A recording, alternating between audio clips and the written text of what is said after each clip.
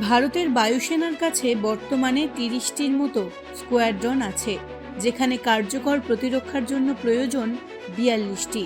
অনেক পুরনো স্কোয়াড্রন শিগগিরই অবসর নিচ্ছে, ফলে যুদ্ধ প্রস্তুতিতে সমস্যা বাড়ছে।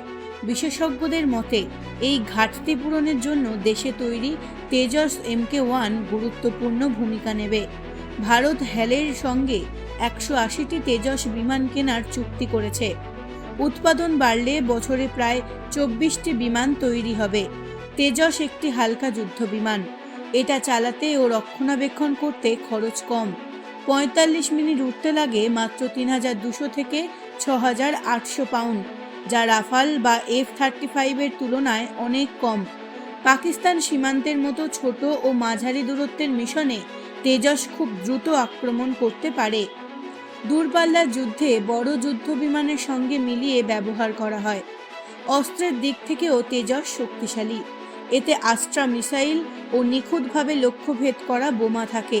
ডগফাইটে এটি JF-17 এর সমান বা তার চেয়েও ভালো।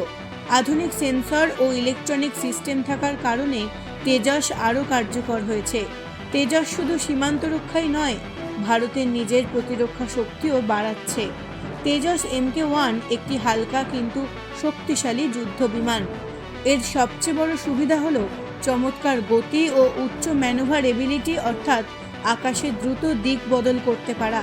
আধুনিক রাডার, ইলেকট্রনিক ওয়ারফেয়ার সিস্টেম এবং উন্নত অস্ত্র বহনের ক্ষমতা থাকায় এটি আকাশ যুদ্ধে যথেষ্ট কার্যকর। সীমান্ত এলাকায় দ্রুত মোতায়েন করা যায় বলে জরুরি পরিস্থিতিতে এই বিমান বড় ভূমিকা নিতে পারে। প্রতিরক্ষা বিশেষজ্ঞদের মতে পাকিস্তান ও চীনের মতো প্রতিবেশী দেশের সঙ্গে সম্ভাব্য সংঘাতের পরিস্থিতিতে তেজস MK1 গুরুত্বপূর্ণ সম্পদ হয়ে উঠতে পারে।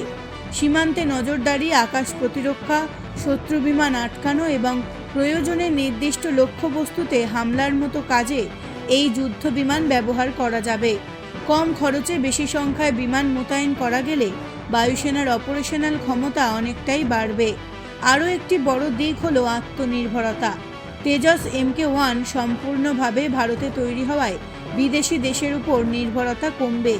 যন্ত্রাংশ, রক্ষণাবেক্ষণ ও ভবিষ্যৎ আপগ্রেডে দেশীয় শিল্পের অংশগ্রহণ বাড়বে। এর ফলে প্রতিরক্ষা খাতে কর্মসংস্থান তৈরি হবে এবং দেশীয় প্রযুক্তির উন্নয়নও হবে। সব মিলিয়ে বলা যায়, তেজস MK1 শুধু একটি যুদ্ধ বিমান নয়, বরং এটি ভারতীয় বায়ুসেনার শক্তি বৃদ্ধি, স্কোয়াড্রন সংকট মোকাবিলা এবং আত্মনির্ভর ভারতের প্রতিরক্ষা নীতির একটি গুরুত্বপূর্ণ স্তম্ভ। আগামী দিনে এই বিমান বায়ুসেনার মূল ভরসা হয়ে উঠবে বলেই মনে করছেন প্রতিরক্ষা বিশ্লেষকরা।